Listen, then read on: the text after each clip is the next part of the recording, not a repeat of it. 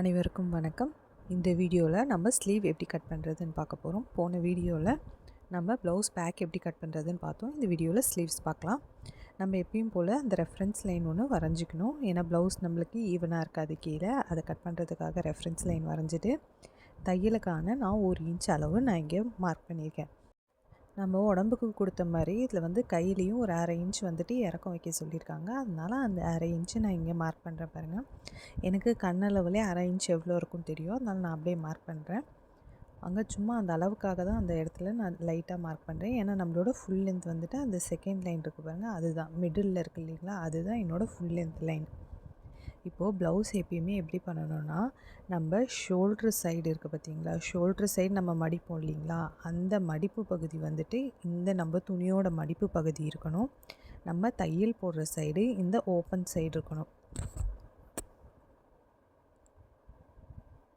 கரெக்டாக அந்த 1/2 inch mark மேலே வச்சு தான் நான் மார்க் பண்ணுறேன் பாருங்கள். துணி எப்பயுமே நம்ம கொஞ்சம் ஸ்ட்ரெச் கொடுத்து தான் மார்க் பண்ணணும். ஏன்னா நம்ம போட துணி சுருங்கி இருக்கும். அதனால் இப்போ நான் ஒரு நல்ல ஸ்ட்ரெச் கொடுத்து மார்க் பண்ணுறேன் பாருங்கள். இங்கே ஸ்ட்ரெச் கொடுத்து தான் மார்க் பண்ணுறேன். இந்த கை அளவு மார்க் பண்ணுறதை நான் அந்த நடு லைன் 2வது லைனில் தான் நான் மார்க் பண்ணுறேன். ஏன்னா அதுதான் என்னோடய தையலுக்கான அளவு. அதனால் அதில் மார்க் பண்ணுறேன்.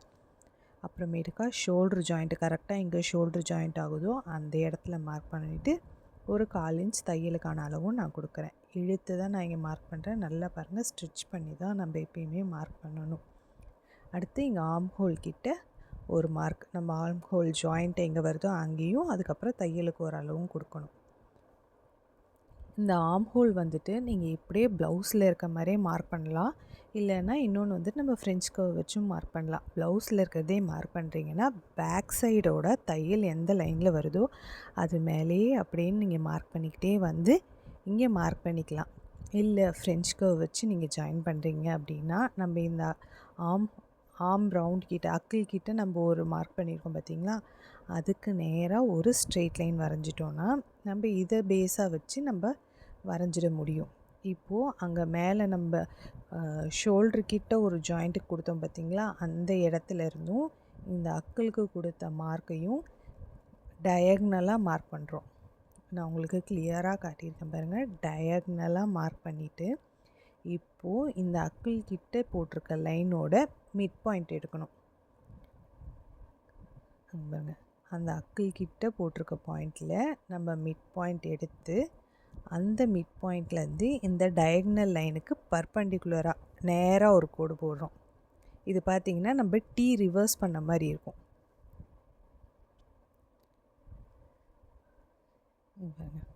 இந்த அக்கிள் ஜாயின் பண்ணுற கோட்டுக்கு நேராக போட்டோன்னா இந்த டீ ரிவர்ஸில் இருக்க மாதிரி இருக்குது பார்த்திங்களா. இப்போது இதை மெயின் பாயிண்ட்டாக வச்சு நம்ம ஆர்ம் ஹோல் வரைய போகிறோம். இந்த 2 ஜாயிண்ட்டும் இந்த சைடில் டயக்னலாக வர லைனும் இந்த ஸ்ட்ரெயிட்டாக நம்ம போட்டிருக்க லைனும் ஒரு 1/2 இன்ச் மேலே வச்சு அந்த ஜாயிண்ட்டில் அந்த மிட் பாயிண்ட்டோட 1/2 இன்ச் மேலே வச்சு நம்ம பேக்கு வரைய போகிறோம். அப்படியே ஸ்ட்ரெயிட்டாக இந்த ஜாயிண்ட் கிட்டே எவ்வளோ தூரம் வருதோ அது வரைக்கும் ஸ்ட்ரெயிட் லைனாக போட்டு அந்த ஜாயிண்ட் கிட்ட நம்ம வளைவாக கொடுக்கணும். ஏன்னா அந்த இடம் நம்மளுக்கு வளைவாக வரும். அதனால் அந்த இடத்துல வளைவாக கொடுக்குறோம். நம்ம ஃப்ரெஞ்ச் கர்வ் வச்சே கொடுத்தோன்னா நம்மளுக்கு பர்ஃபெக்டாக அந்த கர்வ் பிளெண்ட் ஆகி வரும். அதுக்கு தான் இந்த இடத்துல இந்த ஃப்ரெஞ்ச் கர்வ் வச்சு பிளெண்ட் பண்ணி விட்டுரும். இப்போது ஃப்ரண்ட் ஆர்ம் ஹோல் எப்படி வரையணும் அப்படின்னா, நம்ம இந்த மிட் பாயிண்ட் போட்டோம் இல்லைங்களா, இந்த ஃப்ரெஞ்ச் கர்வ் அந்த ஷோல்ட்ரு ஜாயிண்ட்லேருந்து இந்த மிட் பாயிண்ட்டுக்கு ஒரு கர்வும், இந்த மிட் பாயிண்ட்லேருந்து நம்ம இந்த அக்கிள் பகுதி ஜாயின் பண்ணுற இடத்துல ஒரு கர்வ். அந்த ஃப்ரெஞ்ச் கர்வ்லேயே நான் எப்படி திருப்பி யூஸ் பண்ணுறேன்னு பாருங்கள். அந்த மாதிரி நம்ம கரெக்டாக திருப்பி கரெக்டாக மார்க் பண்ணணும்.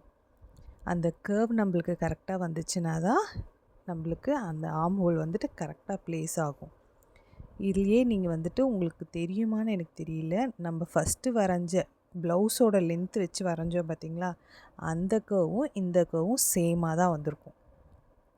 இப்போது சைட் ஜாயிண்ட் போடுறோம். மேலே அந்த அக்கிள் பகுதியிலையும் கீழே நம்ம கொடுத்த அளவையும் மார்க் பண்ணிவிட்டு 1/2 இன்ச்சு தைக்கிறதுக்கான அளவு மார்க் பண்ணியிருக்கேன். நம்ம எப்பயுமே இந்த தைக்கிறதுக்கான அளவில் கொடுக்கும்போது ஒரு 1/4 இன்ச் கீழே அப்படியே வளைஞ்சி கொடுத்தோம் அப்படின்னா நம்மளுக்கு கொஞ்சம் அது கரெக்டாக போய் உட்காந்துக்கும். இந்த சுருக்கம்லாம் வராது. நம்மளுக்கு ஒரு சின்ன சின்ன சுருக்கம் வரும் பார்த்தீங்களா, இந்த கையாண்ட அந்த சுருக்கம்லாம் எதுவும் வராது. அதனால தான் அந்த 1/4 இன்ச் நான் கொஞ்சம் சாய்வாக கொடுத்துருக்கேன் பாருங்கள். இப்போ கட் பண்ணுறோம். அந்த தையலுக்கான அளவு நம்ம எது கொடுத்தோமோ அதில் தான் கட் பண்ணுறோம். மேலே ஷோல்டர் ஜாயிண்ட்டுக்கு நான் வந்துட்டு அங்கே மார்க் பண்ணல. ஆனால் நான் கட் பண்ணும்போது பாருங்கள், கரெக்டாக அந்த தையலுக்கு அளவு விட்டு தான் கட் பண்ணுவேன். அந்த 1/4 இன்ச் மேலே ஷோல்டர் ஜாயிண்ட்டுக்கு அளவு விட்டு தான் கட் பண்ணுவேன். இப்போ நம்ம ஃப்ரண்ட் கட் பண்ணலாம். ஃப்ரண்ட் கட் பண்ணுறதுக்கு பெருசாக ஒன்றுமே இல்லை. நம்மளோட ப்ளவுஸை அப்படியே 2ஆக பிரிக்கணும். அதுக்கு முன்னாடி நம்ம சென்டர் மார்க் பண்ணிடணும்.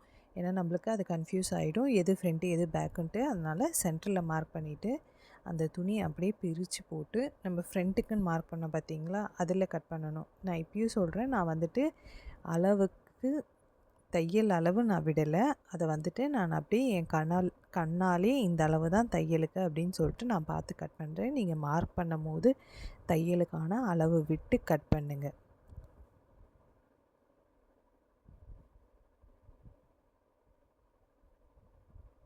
அந்த ஃப்ரண்ட் இது தான் அப்படின்றதுக்காகவும் ஒரு குட்டி கட் கொடுத்துக்கிறோம். நம்ம ப்ளவுஸில் வைக்கும் போது இதுதான் ஃப்ரண்ட் இது தான் பேக்குன்னு நம்மளுக்கு அப்போ இன்னும் கொஞ்சம் கிளியராக தெரியும். அவ்வளோதான், ஸ்லீவ் கட்டிங் முடிஞ்சுது. நெக்ஸ்ட் பார்ட்டாக நான் ஃப்ரண்ட் எப்படி கட் பண்ணுறதுன்னு உங்களுக்கு டீட்டெயிலாக வீடியோ போடுறேன். தேங்க்யூ. Keep smiling.